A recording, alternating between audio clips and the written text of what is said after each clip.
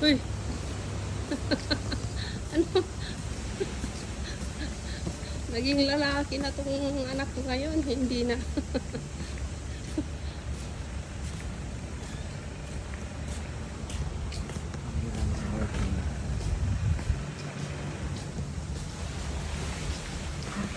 Isang maliit na island lang ang Phi Island. Malalakad lang talaga yung mga sasakyan. At ito ang kanilang transportation.